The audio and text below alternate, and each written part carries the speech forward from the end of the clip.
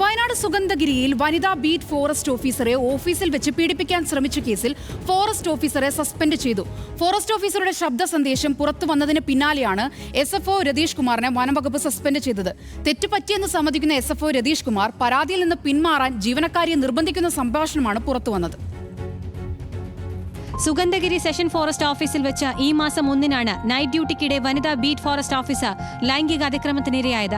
ജീവനക്കാരിയെ ഒറ്റയ്ക്ക് ഡ്യൂട്ടിക്കിട്ട SFO രതീഷ് കുമാർ അർദ്ധരാത്രി എത്തി ഓഫീസ് കുറ്റിയിട്ട് അതിക്രമത്തിന് ശ്രമിക്കുകയായിരുന്നു. കേസിൽ പരാതിയിൽ ഉറച്ചുനിന്ന ജീവനക്കാരിയെ അതിൽ നിന്ന് പിന്തിരിപ്പിക്കാൻ ശ്രമിക്കുന്ന ശബ്ദരേഖയാണ് ഇപ്പോൾ പുറത്തു വന്നിരിക്കുന്നത്. കാര്യം എന്താണെന്ന് വെച്ചാൽ സാറ് ഞങ്ങളൊരു മേലുദ്യോഗസ്ഥനാണ്. അപ്പോൾ നമുക്ക് ആ ഒരു രീതിയിൽ വർക്ക് ചെയ്യാനും ഇതുവരെ പെരുമാറി ഇപ്പം എനിക്ക് നിന്നെ നോക്കാൻ കഴിയുന്നില്ല. ഞാനുണ്ടല്ലോ ഇത് ഒന്ന് നീട്ടമിക്കും എന്താണെന്ന് വെച്ചാൽ ചെയ്യാം.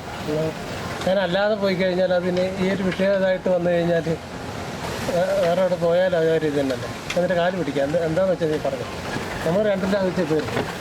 സഹപ്രവർത്തകർ വഴിയും പണം വാഗ്ദാനം ചെയ്തും സമ്മർദ്ദം ചെലുത്തിയെങ്കിലും അതിജീവിത കേസിൽ ഉറച്ചുനിന്നു. കേസ് ഒതുക്കാൻ കൽപ്പറ്റ റേഞ്ചിൽ നിന്നും ഉന്നതരുടെ ശ്രമമുണ്ടായിട്ടും ഒടുവിൽ പടിഞ്ഞാറത്തറ പോലീസ് കേസെടുത്തു. വനംവകുപ്പുമായി ബന്ധപ്പെട്ട ജില്ലയിൽ 2 ലൈംഗിക അതിക്രമ പരാതികളിൽ ആരോപണ വിധേയനാണ് രതീഷ് കുമാർ. കൂടുതൽ തെളിവുകൾ പുറത്തു വന്നതിന് പിന്നാലെ രതീഷിനെ സസ്പെൻഡ് ചെയ്തെങ്കിലും കേസിൽ പോലീസ് അറസ്റ്റ് നടപടികളിലേക്ക് കടന്നിട്ടില്ല.